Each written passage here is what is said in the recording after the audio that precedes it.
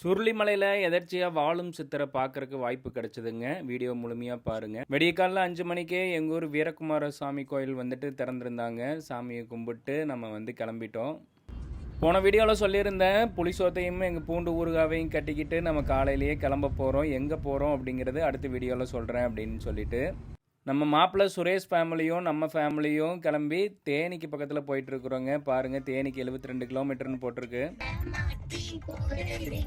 என் பொண்ணு நிகழ்னியும் அனிதா பொண்ணு தீக்ஷாவும் செமையாக பாட்டு போட்டு என்ஜாய் பண்ணிட்டு வந்துட்டு இருக்காங்க. பாருங்கள், இடமே செமையாக இருக்குது. நானே என் மாப்பிள்ளை பேசிட்டு வந்தோங்க. இடம் சூப்பராக இருக்குது. ஆனால் வந்து ஒவ்வொன்றும் பிளாட் போட ஆரம்பிச்சிட்டாங்க. இனி வந்து இந்த மாதிரி இடத்தையெல்லாம் பார்க்குறது அரிதுன்னு சொல்லிட்டு வந்தோம். எனக்கு தேனி வந்துட்டு விவசாய பூமி. போகிறப்பவே முடிவு பண்ணிட்டுங்க, போகிற வழியில் ஏதாவது கோயில் இருக்குது அப்படின்னா அந்த என்னென்ன கோயில் இருக்குதுன்னு பார்த்துட்டு அந்த கோயிலுக்கெல்லாம் முடிஞ்ச அளவுக்கு போயிட்டு வரலாம். ஏன்னா ஒரு தடவை தான் போகிறோம், போகிறத வந்து கரெக்டாக முறையாக பயன்படுத்திக்கலான்னு பார்த்தோங்க. இந்த வீடியோவை முழுசாக பார்த்துட்டு நீங்கள் மறக்காமல் கமெண்ட் பண்ணுங்கள். நீங்கள் தேனி அருகாமையில் இருந்தீங்க அப்படின்னா உங்கள் ஏரியாவில் என்னென்ன கோயில்கள் இல்லை என்னென்ன இடங்கள் வந்து பார்க்க வேண்டிய இடம் இந்த வீடியோவில் நாங்கள் கவர் பண்ணாதது எதுங்கிறத கமெண்ட் பண்ணுங்கள். இந்த வீடியோவை பார்க்குறவங்க யாராவது அந்த ஏரியா போனாங்க அப்படின்னா அவங்களுக்கு பார்க்குறக்கு ஒரு வாய்ப்பாக இருக்கும். ஆல்மோஸ்ட் பக்கத்தில் வந்துட்டுங்க. லெஃப்ட் எடுத்தால் தேனி 3 கிலோமீட்ரு. நம்ம ரைட் எடுக்க போகிறோம். ரைட்டு வந்துட்டு நம்ம குச்சனூர் போகிறோங்க. ஏரியா பாருங்க, செமையாக இருக்குது. அது பச்சை பசையேன்னு பார்க்குறக்கே செமையாக இருக்குங்க. அரிசி விளைஞ்சிக்கிட்டு இருக்கு. நெல் தான் போட்டிருக்காங்க. சூப்பராக இருக்குது. அனிதா சொன்னது வந்துட்டு என்ன நெல் அப்படின்னு பார்த்தே வந்து இது என்ன ரக அரிசின்னு சொல்லுவாங்களாம்மா அவங்க அம்மாலாம். ஏன்னா அவங்கெல்லாம் விவசாய ஜாம்பவான்கள். நமக்கு விவசாயத்தை பற்றி ஒன்றும் தெரியாதுங்க. நம்ம வந்து பாரம்பரிய அரிசியெல்லாம் வச்சு நம்ம உணவுப் பொருள் தான் தயாரித்து கொடுத்துட்ருக்குறோம். அதனால் விவசாயத்தை பற்றி நமக்கு எதுவும் தெரியாது. பாருங்கள், கண்ணு கட்டின தூரம் சூப்பராக இருக்குது. குச்சனூர் சனீஸ்வர பகவான் கோயிலுக்கு வந்திருக்கிறோங்க. சரியான கூட்டம். அது இன்னைக்கு சனிக்கிழமை சொல்லவே தேவையில்லை. ஸோ நம்ம கோயிலுக்குள்ளே போகிறோம். 1 மணி நேரம் ஆகுதா 2 மணி நேரம் ஆகுதாங்கிறது வீடியோ முடிகிறப்போ நான் கண்டிப்பாக சொல்கிறேங்க. எக்கச்சக்க காருங்க பாருங்கள், எல்லாமே ரோட்லேயே நிறுத்தியிருக்காங்க. கோயிலுக்குள்ளேயும் இந்த பொருளெல்லாம் விற்கிறாங்க. நாங்கள் வெளியவே வாங்கிட்டோங்க. உங்கள் ராசியை சொன்னீங்கன்னா ராசிக்கு தகுந்த பரிகாரம் இருக்குங்க. நாம் வந்து நார்மலாக இந்த சனீஸ்வரர் கோயிலுக்கு போகிறனால வந்து காகம், அவருடைய வாகனம் வந்து காகம். ஸோ அந்த காகம், பொரி, உப்பு மட்டும் வாங்கிட்டோங்க. அது போக தேங்காய் பழம் வாங்கியிருக்கிறோங்க. நீங்கள் அங்கே போய் குளிக்கணும் அப்படின்னா பரிகாரம் இருந்ததுன்னா அங்கே போய் குளிச்சுக்கலாங்க. இல்லைன்னா நம்ம வீட்டிலேயே குளிச்சுட்டு போயிட்டோம். இல்லைன்னா கோயிலுக்கு முன்னாடியே வாய்க்கால் இருக்குது, அந்த வாய்க்காலில் குளிச்சுக்கலாங்க. உங்கள் ராசிக்கு என்ன நடக்குதுன்னு போட்டிருக்காங்க. என்னுடைய சிம்ம ராசி. நமக்கு வந்து அஷ்டம சனிங்க. சனி பயிற்சிக்கு வந்துட்டு சனீஸ்வரரை வழிபட்டால் நல்லதுன்னாங்க. அதனால் குச்சனூர் வந்துட்டோம். இது வந்து சுயம்பு சனீஸ்வரருங்க. இந்தியாவிலேயே இங்கே தான் சுயம்பு சனீஸ்வரன் இருக்கிறாரு அப்படின்னு சொல்லிட்டு நிறைய யூடியூப் சேனல் எல்லாம் போட்டிருக்காங்க. அத்தனை கூட்டத்துலேயும் இந்த காகம் வந்து நகராமல் அந்த சிலை மேலேயே உட்காந்துருக்குங்க. ரொம்ப சூப்பராக இருந்தது. வீடியோ எடுக்க அனுமதி இல்லைங்க. நேரில் ஒரு முறையாவது போயிட்டு வாங்க. சாமி தரிசனம் சிறப்பாக முடிஞ்சுதுங்க.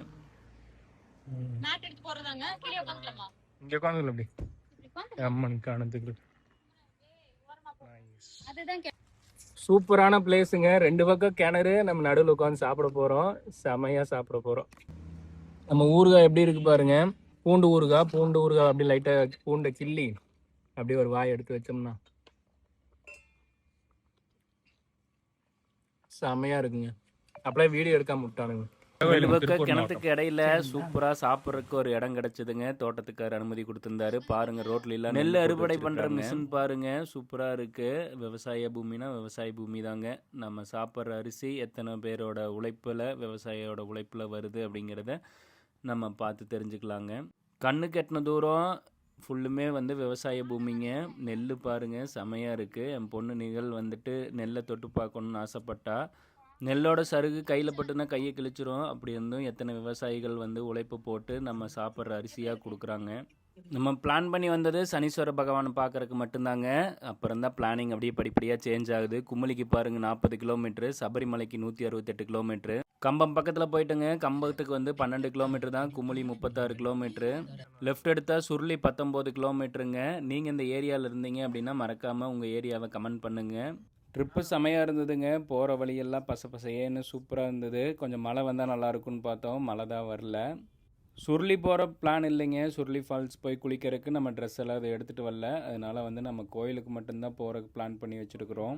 சுருளி போகிற வழியெல்லாம் அப்படியே திராட்சை கொத்தாக இருக்குங்க. திராட்சை விவசாயம் செமையாக பண்ணிட்டு வந்துட்டு இருக்காங்க. பஸ் எல்லாம் பாருங்கள், எல்லாம் பஸ்ஸு, காரு, வேன்னு நிறைய பேர் வந்துக்கிட்டே இருக்கிறாங்க.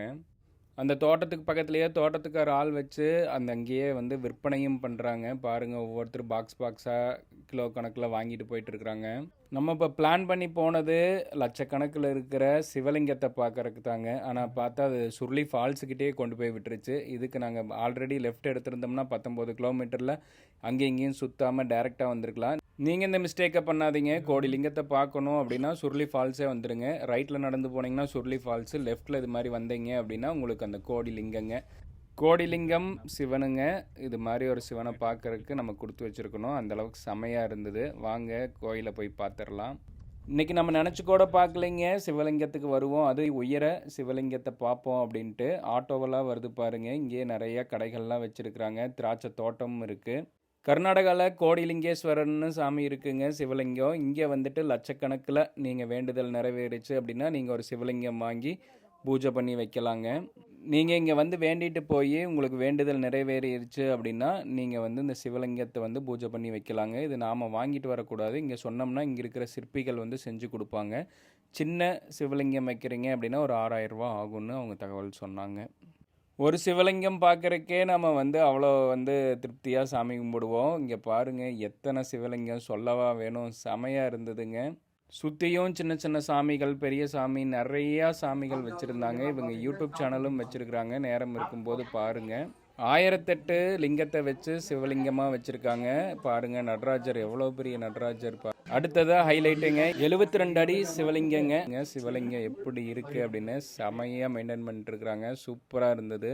இந்த சிவலிங்கத்துக்குள்ளேயும் நம்ம போகலாங்க. பெரியவங்களுக்கு வந்துட்டு 10 வயசுக்கு மேலே இருக்கிறவங்க 50 ரூபா தொகை கட்டினீங்க அப்படின்னா நீங்கள் வந்து மேலே போய் சாமி கும்பிடலாம். அது இன்னும் சிறப்பாக இருந்ததுங்க. அங்கே போய் தியானமும் பண்ணலாம். நான் கேட்டிருந்தேன், யூடியூப் சேனல் வச்சுருக்குறோம், உள்ளுக்குள்ளே வீடியோ எடுக்கலாமா அப்படின்ட்டு. அவங்க வந்து சிவராத்திரி அன்னைக்கு தான் வந்துட்டு அலோடு, மற்ற நாள்லாம் அலோடு இல்லை அப்படின்னு சொல்லிட்டாங்க. போகும்போதே செல்ஃபோன்லாம் வாங்கி வச்சுருவாங்க. மறக்காமல் உள்ளே போய் பாருங்கள். நவபாசான லிங்கம் உள்ளே இருக்குது. உங்களுக்கு ஒரு மன அமைதி கிடைக்கணும் அப்படின்னா அந்த சிவலிங்கத்துக்குள்ளே போய் தியானம் பண்ணி பாருங்கள். ப்ளஸ் உட்காந்து பாருங்கள், அவ்வளோ பாசிட்டிவ் வைப்ரேஷன் கிடைக்கும் உங்களுக்கு. சுருளி போனீங்க அப்படின்னா மறக்காமல் இந்த சிவலிங்கத்தை வழிபட்டு வாங்க. அங்கேயே வந்து மாங்காய்லாம் வச்சுருந்தாங்க. ப்ளஸ் வந்து முடவன நாட்டுக்கால் கிழங்கு பார்த்து அதை வச்சு நம்ம நிறையா வீடியோ போட்டிருக்கிறோம். இதோட மருத்துவ குணமெல்லாம் சொல்லியிருக்கிறோம். ஸோ நானும் வந்து வீட்டுக்கு வாங்கிட்டு வந்துட்டேன். மாப்பிள்ளை நானும் மாங்காய் பிரியருங்க. மாங்காயில் அந்த உப்பு போட்டு சாப்பிடும்போதே நாக்கில் எச்ச ஊற ஆரம்பிச்சிருவோம். அங்கே தென்னை விவசாயம் நம்ம பொள்ளாச்சி மாதிரியே அதிகமாக இருந்தது. அதனால் வந்து இளநீ குடிச்சு பார்க்கலான்னு குடிச்சு பார்த்தேங்க. இளநியும் செமையாக இருந்ததுங்க. நம்ம ஊர் மாதிரி தாங்க, இளநீ 50 ரூபா. உங்கள் ஊரில் இளநீ எவ்வளோ அப்படிங்கிறத மறக்காமல் சொல்லுங்கள். இது பாருங்கள் துளுக்கமல்லி வந்து செமையாக இருந்தது. இதை வந்து சாமிக்கு மாலையாக கட்டி கொடுத்துட்ருக்காங்க. சிவலிங்கத்துக்கு போயிட்டு வரும்போது மறக்காமல் இந்த சித்தரை வழிபட்டுவாங்க. நான் வந்து போனேன். அதுக்கப்புறம் தான் தெரிஞ்சது வாழும் சித்தர். ஸோ எனக்கு இந்த வாய்ப்பு கொடுத்ததுக்கு மிகப்பெரிய நன்றி. அங்கேயே அன்னதானம் கொடுத்துருந்தாங்க. சும்மா சொல்லக்கூடாதுங்க. நாங்கள் போனது 3:30 மணி இருந்தும் அங்கே வந்து மோர் ரசம் தீந்துடுச்சு, தவறாக நினச்சிக்க வேணான்னு சொன்னாங்க. சாம்பார் வந்து செம்ம ருசியாக இருந்ததுங்க. எதிர்பார்க்கவே இல்லை இப்படி ஒரு அன்னதானம். அது சித்தரோட ஆசிரமத்தில் கிடைக்கிறது மிகப்பெரிய பாக்கிங்க. குடும்பத்தோட ஆசீர்வாதம் கிடைச்சதுங்க. மிகப்பெரிய சந்தோஷம். ஊருக்கு வந்துட்டு யூடியூப்பில் போட்டதுக்கு அப்புறம் தான் மௌன சித்தரோட மகிமையே தெரிஞ்சுதுங்க. நம்ம எதர்ச்சியாக இப்படி ஒரு வாய்ப்பு கிடைச்சதுக்கு நம்ம வந்து என்ன பாக்கியம் பண்ணியிருக்கிறோன்னு தெரில. சித்தன் போக்கு சிவன் போக்குன்னு சொல்லுவாங்க. அது மாதிரி தான் சித்தரை பார்க்கறதுக்கு நம்ம மிகப்பெரிய பாக்கியம் பண்ணியிருக்கணும். வாழ்ந்து கொண்டிருக்கிற சித்தரை பார்க்கறதுக்கு நமக்கு இன்றைக்கி ஒரு வாய்ப்பு கிடைச்சிதுங்க. அவங்களுடைய ஆசிரமம் வந்து அவ்வளோ சூப்பராக மெயின்டைன் பண்ணிட்டுருக்காங்க. யூடியூப்பில் சிகரெட் சித்தர் இல்லை மௌன சித்தர்னு போட்டிங்க, சுருளின்னு போட்டிங்கன்னா உங்களுக்கு வீடியோக்கள் வரும். அதில் பாருங்கள், அவருடைய மகிமையை நம்ம புரிஞ்சுக்கலாம். நம்ம முன்னாடியே சொன்ன மாதிரி தாங்க, நம்ம வந்து அருவியில் குளிக்கிறதுக்கு எந்த துணிமணியும் எடுத்துகிட்டு வரல. அதனால் வந்து நம்ம அங்கேருந்து கிளம்பிட்டோம். கிளைமேட்டே செமையாக மாறிடுச்சுங்க. அங்கேருந்து அப்படியே ஒவ்வொரு இடமா நகரும்போது அவ்வளோ சூப்பராக இருந்தது. இவ்வளோ தூரம் வந்துட்டோம். நம்ம வைகை அணையை பார்க்காம வந்தால் எப்படி, வைகை டேமுக்கு போயிடலான்ட்டு அங்கேருந்து ஒரு 13 கிலோமீட்டர் ட்ராவல் பண்ண ஆரம்பிச்சாச்சுங்க. வைகை டேமுக்கு 3 வயசுக்கு மேலே இருக்கிறவங்களுக்கு ஒரு நபருக்கு வந்து 5 ரூபா டோக்கனுங்க. மேலே போய் கூட வைகை டேமை பார்க்கலாங்க. மேலேருந்து ஒரு 5-6 பேர் நடந்து வந்துட்டு இருந்தாங்க. பிள்ளைகளெல்லாம் வச்சுட்டு ஏறும்போது மேலே தண்ணி இல்லை தம்பி, தண்ணி ரொம்ப கம்மியாக தான் இருக்குது அப்படின்ட்டாங்க. ஸோ நாங்கள் அப்படியே அங்கேருந்து கிளம்பிட்டோங்க. உங்களுக்கு இந்த வீடியோ பிடிச்சிருக்கா அப்படிங்கிறத மறக்காமல் கமெண்டில் சொல்லுங்கள்.